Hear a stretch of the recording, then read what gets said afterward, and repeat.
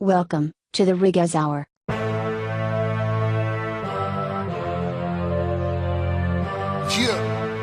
Riguez. You already know, Riguez in the top spot, you know what he do. This is how it is, never quit, never be a rage quit, never been. You know that he always on time, yeah, you got a fan, yeah, you know. What's going on, guys? It's your boy Riguez, and what's gonna hopefully be a weekly thing. Welcome to the first ever edition of the Riguez Hour, which is the pod of the hour, where we are going to be hosting interviews each and every week with a different guest, going over different topics and talking about different things. My guest for today is going to be JakeByStorm, an amazing guy with an amazing heart, trying to follow his dream to be a wrestler, and he's doing a good job at that. We're also going to have weekly updates on gaming news and other things that are going to happen in the gaming world, which is why I'm going to go ahead and let you guys know a little bit of gaming news right here, right now. It's the R to the I to the G to the U to the E to the Z, it's the Riguez. It's the R to the I to the G to the U to the E to the Z, yeah, the Riguez. If you haven't finished your Fortnite overtime challenges, if you play Fortnite, do it now. You only have about 2 more days to do so until the new season comes out. We're about to head into Season 8 of Fortnite Battle Royale, and Donald Mutster, who's one of the creative directors for Fortnite, has changed his location on Twitter to Welling Woods. Welling Woods is going to play a big factor this season in Fortnite, which most likely is going to be replaced by a volcano. If you pay attention to it, you notice that the world of Welling Woods is starting to rot. So the volcano has been rumored since Season 5, and it's a big chance that it's going to hit right there in Welling Woods. Nintendo is going to be hosting a Pokemon Direct February 27th, 2019. Not really sure what this is going to be about. Hopefully a new Pokemon game that's like the old school games but for the Switch with more interactive things. You know, don't get me wrong, Let's Go Pokemon or Pokemon Let's Go, whatever. It's a pretty good game, but it's not the same as the old school ones, and I would love to see those come back for another run.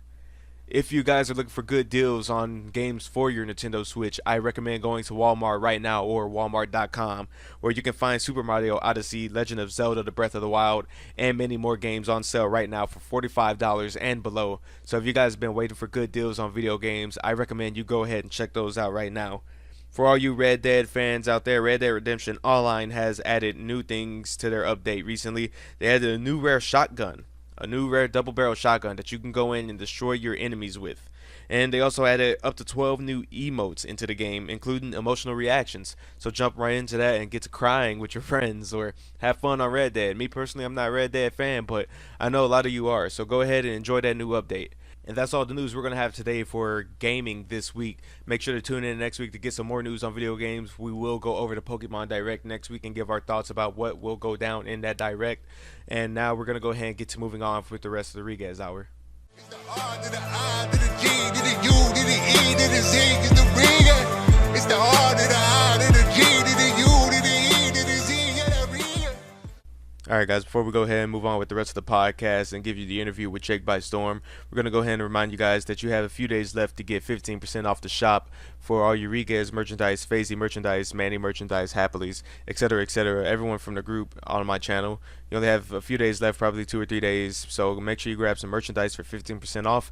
That way you can rock it to your friends. You can show off everything you got off of the Riguez merchandise store. It will be linked in the description below. And we are also pushing 1,000 subscribers. And if we hit 1,000 subscribers by April, hopefully I will have a special guest on here for you guys on the podcast. I do have many guests planned out for the future. We have Phasey coming on here. We're going to have Manny on here. And there's some guests on here I won't reveal to you guys because you've been asking for some of these people to be on the channel for a while. And you won't see them until the time comes for their podcast episode. Make sure you guys like and subscribe. And make sure you turn on the notification bell. That way you can know every time you get a new episode of the Riguez Hour. It's the R to the I to the G to the U to the E to the Z, it's the Riguez. It's the R to the I to the G to the U to the E to the Z, yeah, the Riguez. Alright guys, my guest here today with me is someone who isn't afraid to take risks. He does it all from YouTube all the way to music, and he even does a little wrestling. He was known as Jeff Jericho to the world, but he's now known on YouTube as JakeByStorm and Xander McIntosh to the wrestling world. I got Jake. I'm doing good. That's always good to hear, buddy. I just have a few things I want to go over real quick before we actually get started fully into this podcast. I understand that you recently hurt your arm. Are you doing okay with that? Yeah, I have a brace on there now, and I can't work until next month. So that's why you're taking off from work for a month, right? Yeah. Oh man, that sucks. Cause I know how long ago did this happen? Like you had just got started into wrestling. It's a minor setback to a major comeback. This is gonna be all right. But I just want to know, how did you get started into this wrestling recently? Well, you said last year. How did you get started into it? Did a friend hook you up, or did you save up and get yourself? Yeah, see, what happened was I was scouring the internet for wrestling schools all over the country. Thought about going to Colorado for a bit in this place called Rocky Mountain Pro. But I didn't have enough money to go to Colorado or anything. So luckily, I happened upon this company called Magnum Pro Wrestling that operates out of Omaha, Nebraska. Oh, really? And that's where you live, right? Yes, I live in Lincoln actually, which Oh, is okay. only an hour drive away. So I found them on YouTube and decided to get in contact with the owner and friend him on Facebook, see what I could do. Found out that he runs classes twice a year. Really? And he was gonna have like a full-time class in January of last year. And I thought, oh yeah, I'll go and do that. But I was still living with my parents at the time. So And you they don't live told with your me, parents "No, you anymore now? can't do that." No, I don't. They told me I was not like, I'll go and do that, but I was still living with my parents at the time. So And you they don't live told with your me, parents "No, you anymore can't now? do that." No, I don't. They told me I was not allowed to do it while I was under their roof. What? So, I know, right? So it took me about a year to save up, and I caught the very next class he had, which was April of 2018. So I saved up, moved out, and started doing that, driving an hour and 10 minutes to his house to train 3 Oh, days a week. that's for 3 months. determination. Yeah, yeah. Especially since his training was in his backyard, his garage, cash garage. And so it was like really, really sketchy, especially in this small town of Council Bluffs, Iowa. And it was this 14-foot ring that's like 6 inches off the ground. So, and we didn't even have ropes on the ring either. Whoa. So you weren't even. Whoa. So you weren't even running the ropes. You were just going straight in and taking the bumps. Yeah, yeah. I mean, we learned how to run the ropes at the shows that they held every month. So at least we had that. But in the regular training sessions, there were no ropes on the ring. And the pads were really, really stiff. So bumping in that ring hurt like hell.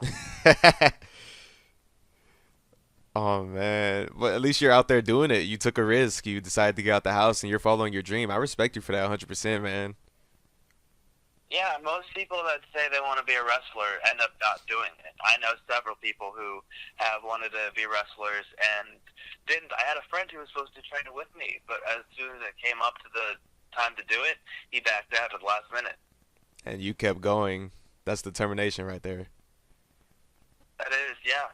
Even with an injury, I'm gonna still keep trying to do what I'm doing, do what I do. It's working to get back in the ring. Yeah, and I respect that, because something most people don't understand is that it takes a lot to actually get up off your couch and say, I'm going to actually go and do this today. And at that, in order to move out and go start getting it done, you're going to have one hell of a story if you make it big, man. Yeah, yeah. You know, they say if wrestling was easy, everyone would do it, but obviously not everyone does it. Yeah, it's not ballet, I can give you that much. Yeah. But aside from wrestling, I know last time we spoke to each other, when I had you on the first Riguez Hour, which I had never got the chance to post, but I did listen to it last night again, so I can remember everything that we talked about. I remember you had a band at the time. Are you still with that band?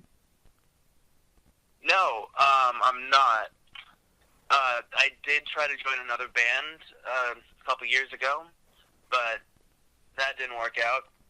Tried to be a bassist, but currently I'm just kind of doing my own. Gaming content?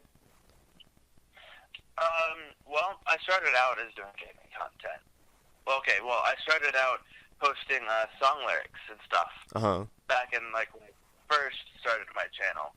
And then that got me a bunch of subscribers, but I stopped doing that and started posting gaming videos and stuff, which I've wanted to stray away from that a little bit because I wanted to get more into scripted content. Yeah. Stuff that I feel I could do more comedy with. Yeah, and So that I'm makes gonna sense. be doing more skits and stuff. Yeah, it makes sense because when you start something originally, it's not going to go as planned. And over time, you are going to have to change and develop in order to grow your audience even more and to make sure that you're having fun while doing it at the same time. Yeah, that's kind of why I haven't been posting too often now, is because I just haven't been having fun doing videos. I'm trying to start doing ones that I'm going to have fun, doing. So I've got a lot of projects currently in the works for YouTube right now. Which is always good because I know when I first started doing YouTube, I was in Boredom is Epic 21, and we only had a few videos out, and we were filming some skits. But I was like, I'm getting to the point to where I no longer wanted to do just skits. I also wanted to have an option, a variety of things on the channel, which made me want to do gaming. But the rest of the guys weren't so big on that at the time. And eventually I split off and I made my own channel, and then I joined 5K Nation. We were a gaming group, and during that time it was like, I'm kind of getting the feel of wanting to do skits again, and so that's what I'm working on now. If you go to my channel now, you see it's all gaming, but every now and then you see some challenges and no skits, and that's what I'm trying to focus on. Yeah, yeah, definitely. I remember when all that was happening too, because that's back when we were. Yeah, yeah, definitely. I remember when all that was happening too, because that's back when we were talking a lot. Yeah. Yeah, so there's a lot of stuff I'm currently working on for my YouTube to try to expand it out. That's why I changed the name from just regular JakeByStorm to JakeByStorm Entertainment, because I want to encapsulate more entertainment into it. Which I believe is going to be easy for you to do because you're a really creative guy. Because I still remember back when I was running with EWF and everything, and they made you general manager at one point. You were coming up with some creative ways to make the show way better, man. Yeah, that's what I try to do. Anything that I get involved with, I always try to find the best way to make it the best thing possible. Which is good because not many people do that. You're putting 110% work ethic into the things you do, and that's going to get you somewhere. And I understand, like, you have a minor setback right now in your wrestling deal, but when you come back, I have faith in you that you're going to go far, man. Yeah, when I come back, it's kind of something that I'm going to try really hard at to get back into.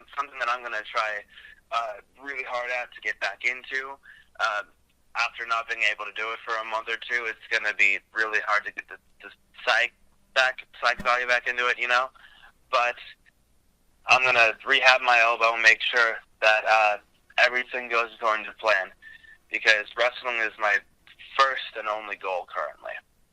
Which is, yeah, because as long as I've known you, wrestling was always the goal, like your go-to. That's what I want to be. I'm going to be a wrestler. And now you're out there doing it, and you're making big moves. So when it comes to being a wrestler, I just really want to know, what do you define in your career in the future will be, I've made it, I'm successful, I did what I want to do? Is it winning a world championship? Is it just making it to the big leagues? Is it just winning championships or being well-known? How would you define success in the wrestling business for you? See, that's a loaded question. A lot of people define success differently. I know guys who are happy to just work the regular indies like they do, and not really make it to the big times, but a lot of them would like to. I know guys who only want to go to WWE, and I know guys who never want to step foot in WWE. I'm one of those guys who think that as long as I'm happy with the way my career is going, that is what I'm going to say I'm successful.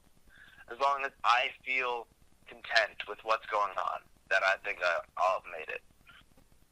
See, that's what I like, because when you said there's guys who are happy to not go to WWE, I think of guys like, obviously Kenny Omega, the Young Bucks.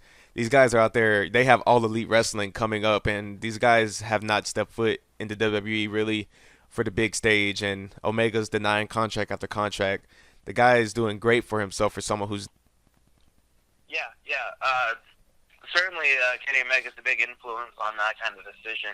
I mean, I just kind of want to take wrestling as far as I can go with it. So if I never step foot in WWE, that's fine by me, as long as I'm happy with how it goes. But, WWE is definitely a goal for me. I would like to be there winning a world championship. WrestleMania, big dreams, the same dreams I had since I was 9 years old.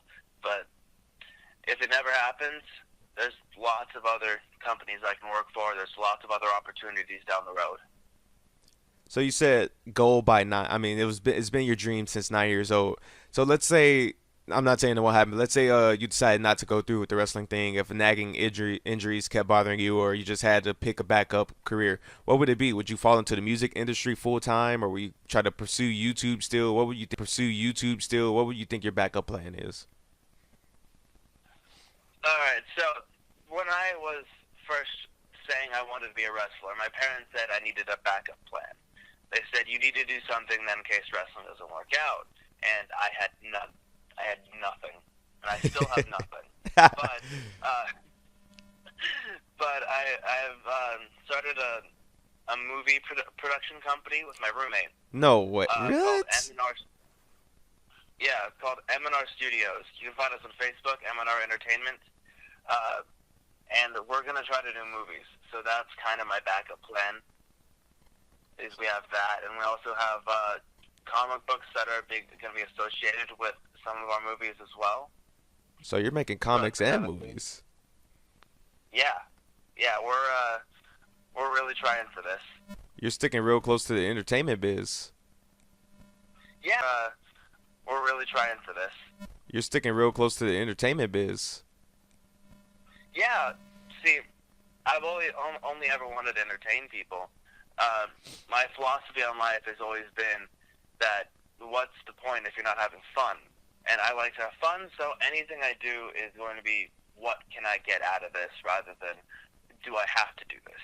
See, which is why I was so into wrestling, because this is entertainment to me and I want to do entertainment. And it's the same thing for acting, same thing for YouTube, same thing for music, and even comedy. I've been trying to get into comedy as well. See, that's what I like, because you hit the nail right there when you say you have to like it, because you don't want to just be doing something and not like it. You want to do it and be like, yes, this is my dream. I'm doing this because I choose to, not because I have to.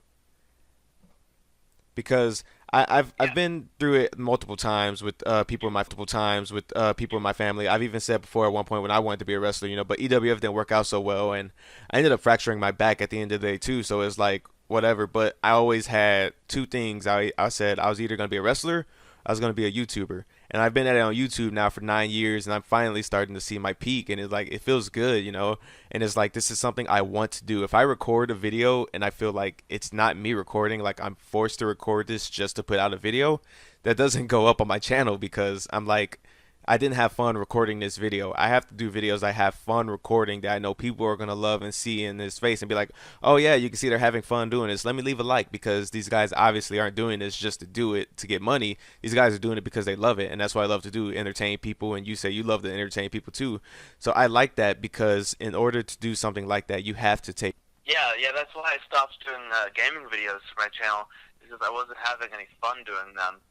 So I felt like I can't get much out of this besides I'm at the mercy of the game and not my own creativity here. So anytime I do gaming videos, it's never a let's play. It's mainly a kind of skit that I came up with and edited in a way that felt more fun than anything. See, yeah, exactly. Because if you're not having fun with it, then it's going to feel like you're waking up and doing something you don't want to do for a living. And that's when I decided that I wanted to do YouTube. I didn't mind making these videos. Like, I record with my friends, I have fun, and everything goes good. And then when you post it and you see the positive feedback, and like I told people before, the first subscriber is just as important as the 100th or the 1,000th or anything like that. Because when you're small and up and coming, you're going to miss seeing those same people in your comments that when you get big, they're supporting you from day one. Yeah, definitely. The thing that with YouTube is that it's not a thing you can do to try to become famous. It's something not at that all. you need to do if you really, really want to do it. And the same goes for wrestling. You don't ever get into wrestling thinking, oh, I'm going to be famous, I'm going to be this champion that everybody loves, but that doesn't always pan out. And I know a lot of guys that thought that too, but are still just working small little indies 10 years later. Yeah, because, you have to go into everything with the mindset mentality. Like, I'm going to go into this and I'm going to be the best there ever was in it. You might not end up being the best, but as long as you have the mentality that you can get yourself through it, most likely you will be successful. And it's a message to all of the guys out there who are trying to become wrestlers or whatnot. You don't need WWE to be successful. Understand that it might be what you want as a long-term goal, but you can be successful without it. And term goal, but you can be successful without it. And as long as you're out there wrestling, consider your dream made, because as far as I'm concerned, you're doing something a lot of people say they're going to do but don't get up their couch to do, just like Jake here. He's out there doing it, and he's doing a good job at it. He may be injured right now, but I respect him 100% just for getting started in the first place. Yeah, see, it's something you really got to get yourself mentally in there for. You know, it's just like anything. You can't go into law school and think you're going to be the best lawyer ever when you might not be. So it's really with anything, but especially in the entertainment business, you can't go in there thinking you're going to be the best. You got to tell yourself, you know what, I may not be the best, but I'm going to definitely sure as hell try. So you can't go in there expecting. You got to go in there wanting. Exactly. And with all this entertainment business and everything that you do, you know, you do wrestling, you do YouTube, you do music, you do comics, you're trying to make movies. Is there anything else through all of these aspects of things that you can do? Is there anything else that you've also done as a, you know, hobby or your skills? Well, see, I'm the kind of guy that likes to try to keep himself busy. So I do a variety of things. Like, I have 20 different projects of things that I'm not even going back to. I'm writing a book currently. Really? See, I remember last time you were also writing a book. Is it the same book about the kid and the demon possessing, killing his family, but meant to kill him? No. No, it's a different book? No, that's not. No, I decided not to go with that book. I just wasn't really into it. This is a different book that I've been writing for several years about a kid who's like a private detective, but he travels around the country looking for mysteries to solve. It's kind of like Scooby-Doo, where they just go around looking for mysteries. The whole point of the book is that you're not supposed to really know who this kid is all that well, because he doesn't give his real name. He's just known by just one name. And so it's this whole mystery around him. Give his real name. He's just known by just one name. And so it's this whole mystery around him that's supposed to culminate in later books. It's kind of like Sherlock Holmes. Now, I'm a little curious, since you're doing all of this, you know, everything with this entertainment. Did you pick up on all of this in school, or did you kind of teach yourself how to do all of these things? Well, see, I've always been teaching myself how to do things. I mean, when I was in school, I did take classes. Like, I took guitar classes, I took multimedia design classes, graphic design classes, photography, stuff like that, to learn the basics of everything. But anything else that I've been doing, I've been self-teaching myself through YouTube and web articles and stuff. So I've been and just practicing, really.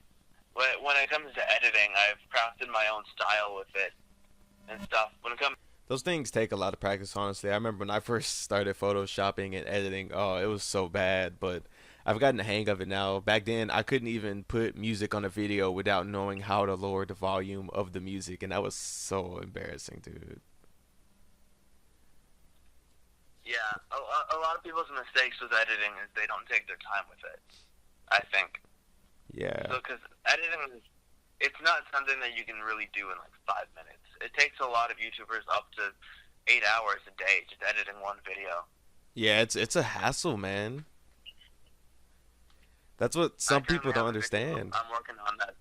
Yeah, I currently have a video I'm working on that I've been editing for like a week straight, just trying to get it right. Wow. Although it's probably my computer because it's so slow. But I've been trying to make sure that everything is all perfect, because it is my very next video for YouTube, and then I have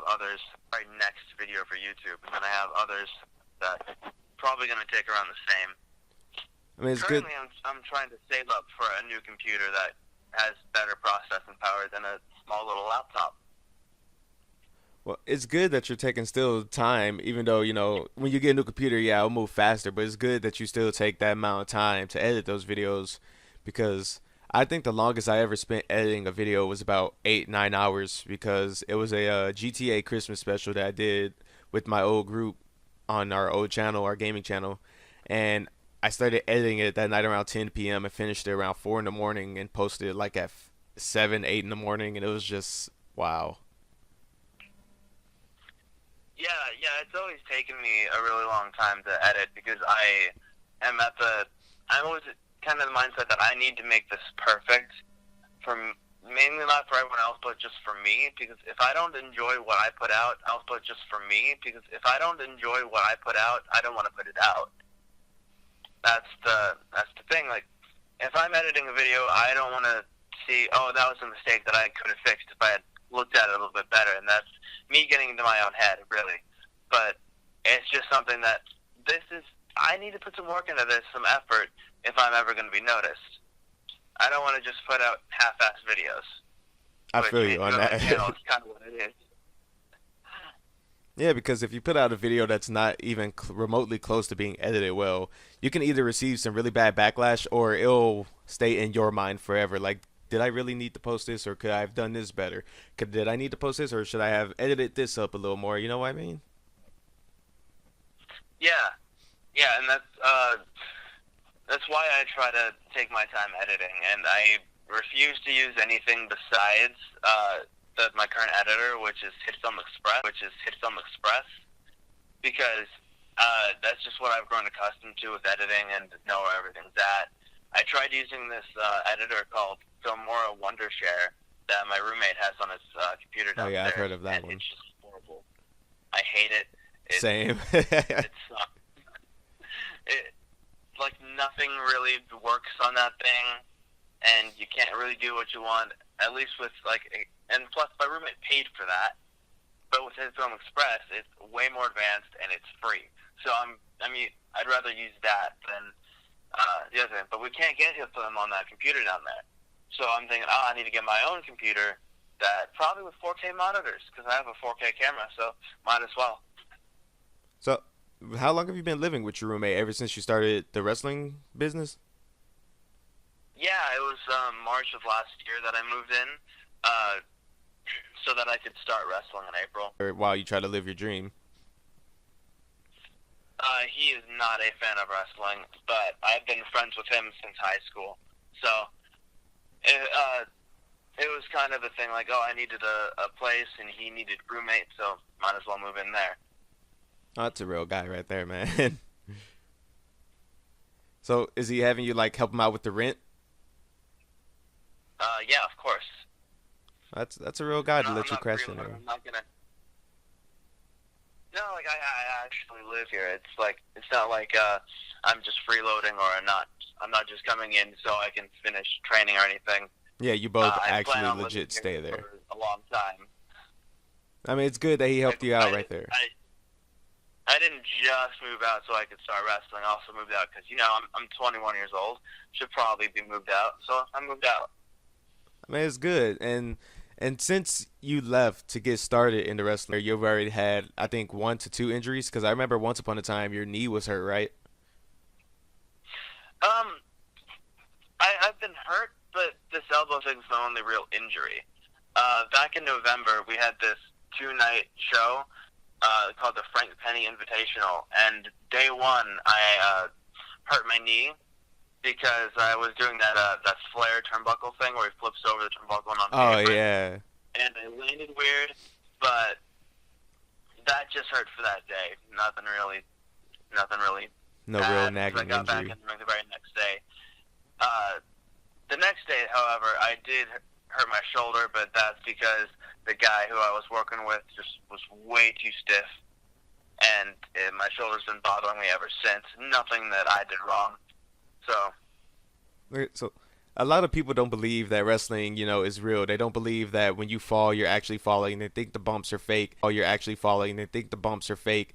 Do you care to explain to them how bad it actually hurts? Well, let me just put it this way. If you fall on anything, it's going to hurt. If you fall on grass, it's going to hurt. You fall on carpet, it's going to hurt.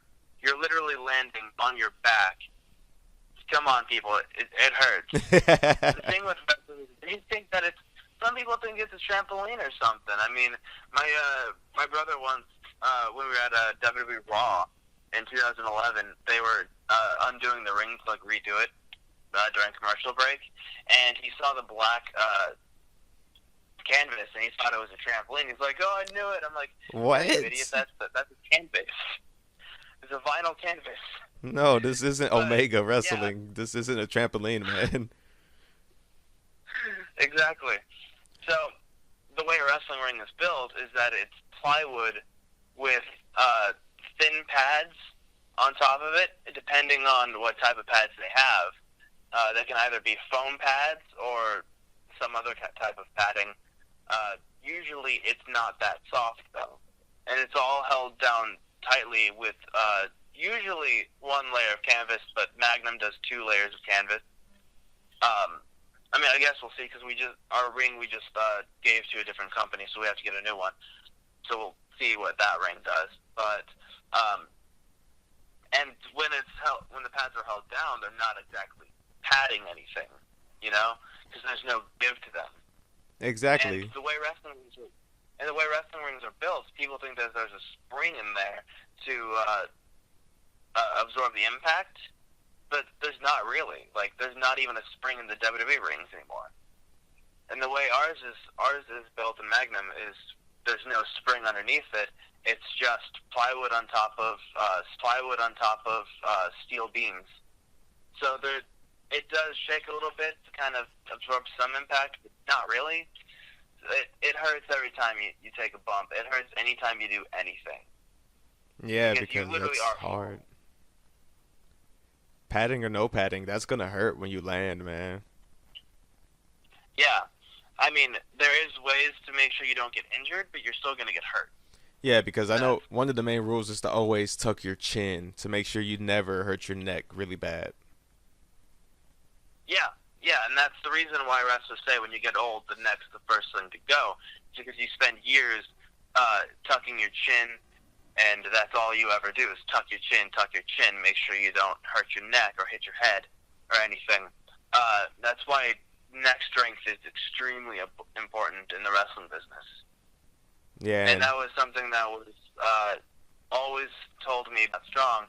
So taking moves like a power bomb or something, I'm always afraid that I'm not going to have enough strength in my neck. Although power bomb is the way I hurt my arm. Really? So I guess I should have different worries there. Was it because of the way you landed? Yes, actually. It was before the show, and we were just kind of fucking around in the ring. Probably we were about to start drills, because we usually do drills before the show. And one of the guys who was in the same class as me was like, "Hey, let's try a power bomb." And of course, I haven't been doing this for a year yet. I'm like, I don't know how to take a power bomb. I'm not comfortable with that, especially from you, who probably has never given one. But he's like, "No, we'll do it anyway." So he lifts me up, and of course I can't sit all the way up. And so he's like, "Oh, sit up, sit up." I'm like, "I'm trying, dude." But then he kind of drops me, and I nearly land on my neck. Oh. And of course I can't sit all the way up. And so he's like, "Oh, sit up, sit up." I'm like, "I'm trying, dude."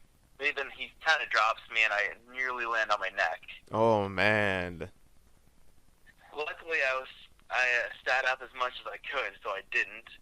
And at that point, I'm like, no, I don't really think this is a good idea, because no one here is apparently supervising us. And if I get hurt, well, that's not gonna be very good. And he's like, "No, we'll do it again." I'm like, fuck, I don't want to do this. And he lifts me up and kind of drops me on my side. He drops me without warning, so I'm not even in position or anything, and I fall down and land on my arm weird. And so I'm down there going, "Oh God, my arm! I can't move it. I can't bend it or anything." And the other 2 guys in the ring who are veterans are like, "Wow, that's really good selling." I'm over here yelling every swear word I know. No. And I can't move my arm. I'm not selling here. No. So it took like 10 minutes for people to realize that I had actually dislocated my elbow, and another 20 minutes before I finally even got taken to the emergency room. Oh, dude, that sucks. They thought you were selling? Oh, man. Dude, it's kind of like leading back to I don't know if you remember, there was one night on SmackDown. I think it was Bryan versus Sheamus, and I think Bryan hit the table, and he's on the ground shaking all over the place, and everyone's like, "Oh, he's selling so good." And he didn't tell the trainers, he said, but he had a seizure right there live on TV, but everyone thought he was just overselling the hit. Yeah, I remember that too. It was injuries are always scary, especially when it has to deal with your head. Like, I know a guy that wrestles for Magnum who has had countless concussions, and during his match at the show in November, the night one of the Frank Penny Invitational, he was facing this guy, and he went for an elbow in the corner, and the guy with concussions, his name's Jeff, he just falls over, and he's knocked out. So everyone was all just standing around. No one in the crowd probably thought it was a work. No one in the crowd thought it was real or anything. They probably just thought, oh, he's overselling. And then as soon as the ref started throwing out the X, all of us other guys were like, oh, geez, okay, something happened. So we all a bunch of the wrestlers ran to the ring to figure out what was going on. We all ran to the back to try to see what we could do. It was a very scary situation. Injuries are never fun to deal with. They really aren't. They really aren't. It's always like in the back of your head, like, okay, hopefully this goes right. Hopefully no one gets hurt, because it's up to you to protect the person that you're in the ring with. You're not just protecting yourself. You have to help the other guy with you. And if anything goes wrong, then it's kind of like, it's on your shoulder. Like, oh, did I do that? Did I cause that?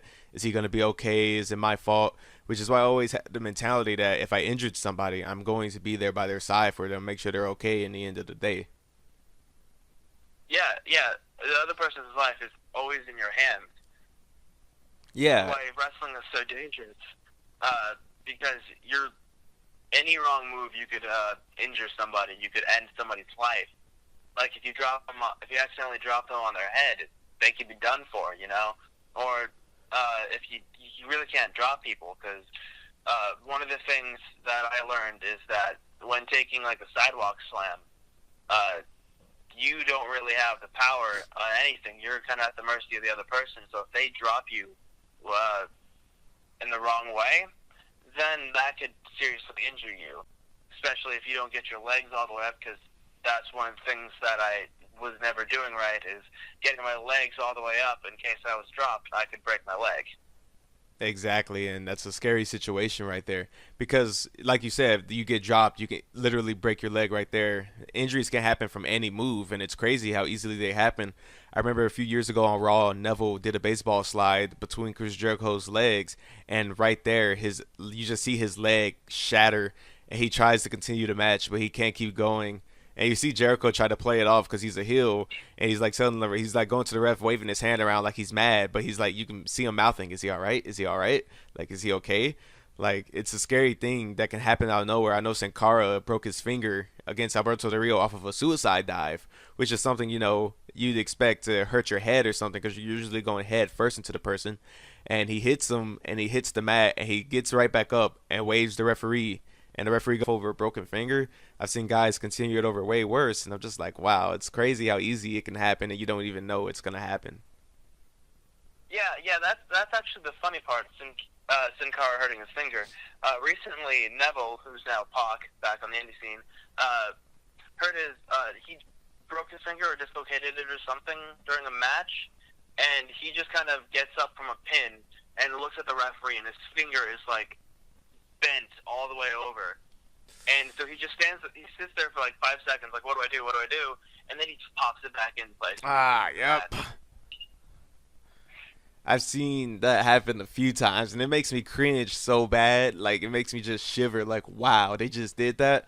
But then I respect the hell out of them for doing it to keep going, like the show must go on. Yeah. It's like when Finn Balor injured his shoulder and he kept going. He just popped it back into place and kept going. He just popped it back into place and kept wrestling for 15 more minutes. And went on to win the Universal Championship. Like, that's insane.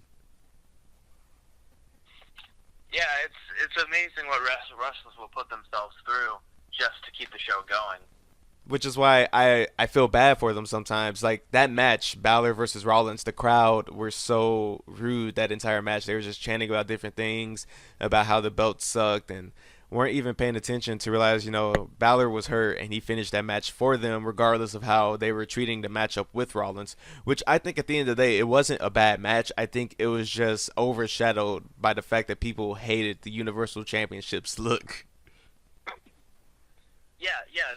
The crowd can really make or break a match, because when you're in the wrestling ring, you're really trying to play to the crowd. Yeah. And, if the crowd's dead, your match is dead. Yeah. That's the problem with it. You really have to get the crowd involved to make sure your match is better. Because, if you look at all the classics, like Stone Cold versus The Rock, those were great because they're two great people in the ring, but the crowd was electric during all. The crowd helped it so much. It's like, I don't know. It's like Brock Lesnar versus Goldberg. The crowd wasn't into it. Oh, they really that's weren't. That's why it's not really remembered that well.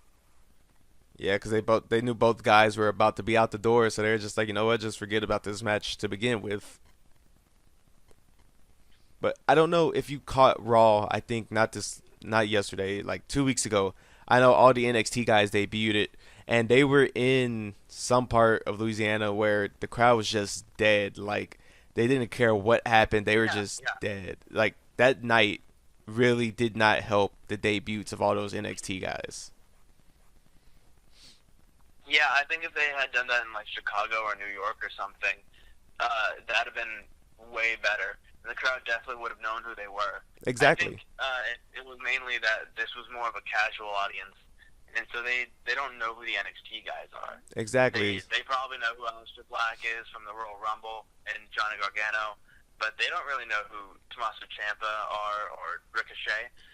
So they probably don't watch any independents or anything like that. So they probably don't know these guys.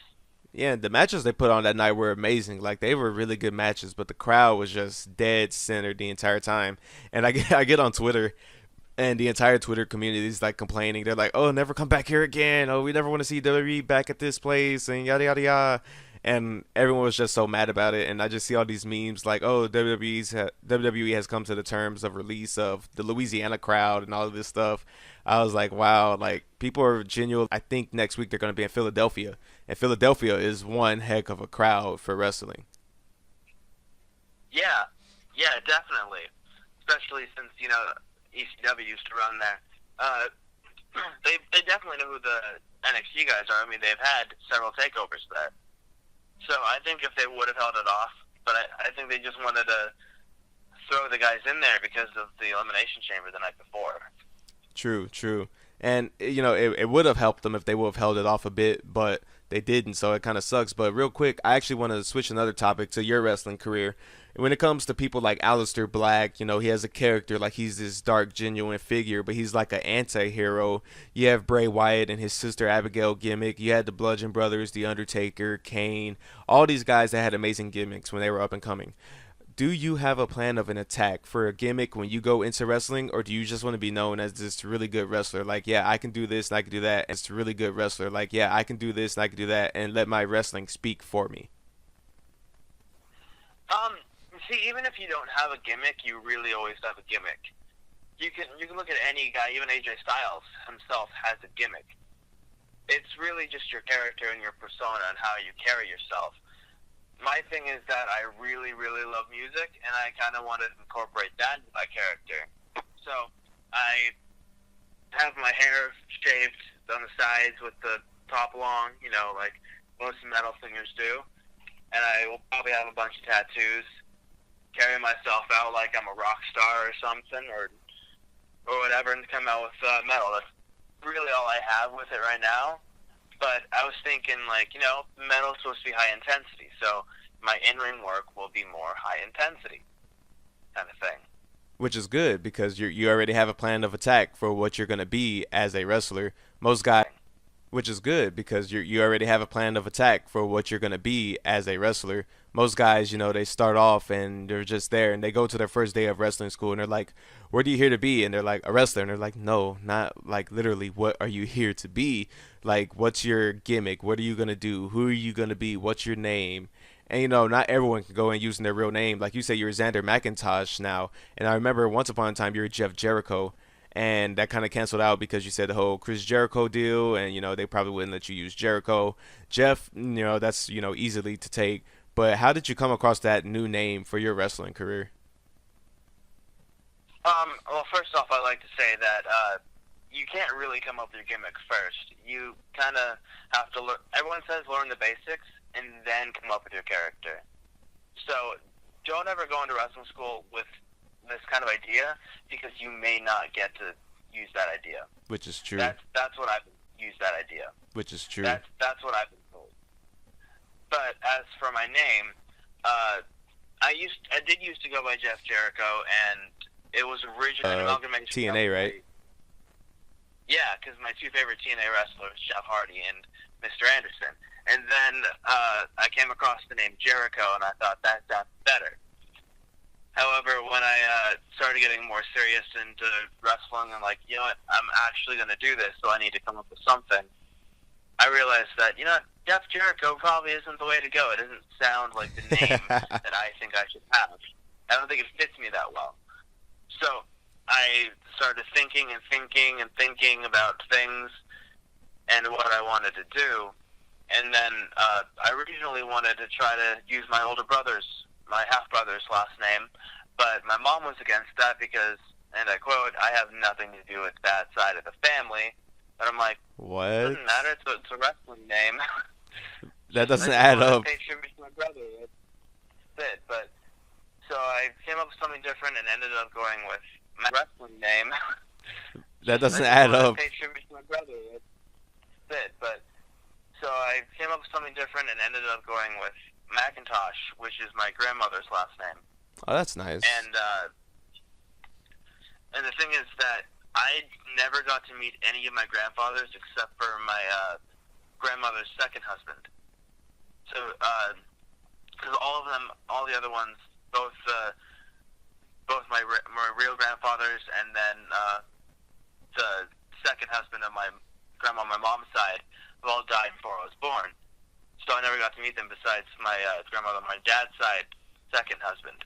And his name was Andrew. And I thought, Xander's kind of close to that. Might as well use that to pay tribute to him. As far as I know, he was the only one out of them that was an actual good person. That's nice so of you. I kind of wanted to... Yeah. And that's good of you. So you're paying tribute to two people in your family, either way it goes. Yeah. And I just thought, it sounds like a cool name. It can play more towards my Scottish side as well, since, it's Macintosh, and that's more of a Scottish name anyway. True. Think about it. If you do make it to the big leagues in WWE, and they're like, who are you? And you're like, Xander McIntosh, By then, I'm pretty sure McIntyre will be gone. You can be the new, somewhat Scottish psychopath that they have on their roster. And Yeah. before we start closing this to an end, because we're going to reach the hour mark soon for the Riguez Hour, I just wanted to know, who is your number one dream opponent when it comes to the wrestling world? That's another loaded question right there. I mean, I would say Daniel Bryan or AJ Styles, probably Seth Rollins, although most of the guys in the wrestling business that I know kind of hate him. So that. But I'm gonna go with a classic guy because most people go with the classic era guy. I'd say maybe a Shawn Michaels in his prime. Oh, okay. Oh yeah, that makes sense, man. Yeah, because I didn't exactly grow up in Shawn Michaels' prime. I started watching him when he the year before he retired.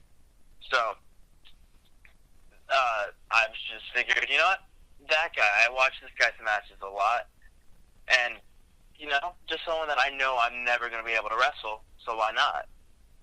True, because HBK, not lie, the guy is the GOAT. man was a great in-ring performer for years to come. When he retired, I was so devastated. I really wasn't ready for it, but he knows how to put on a show. Yeah, that's why he's called Mr. WrestleMania. Exactly. And I was honored to be there at WrestleMania 25 when he faced The Undertaker the year before he retired. That was an amazing match. Yeah, it was. Now, before we get ready to close it out, I got one more thing to ask you. Is there anything you'd like to say, any missed questions that you'd like to, confront or anything like that? No, not really. I think we kind of nailed this interview. I think we did as much as we could. Some things I'd like to plug, though.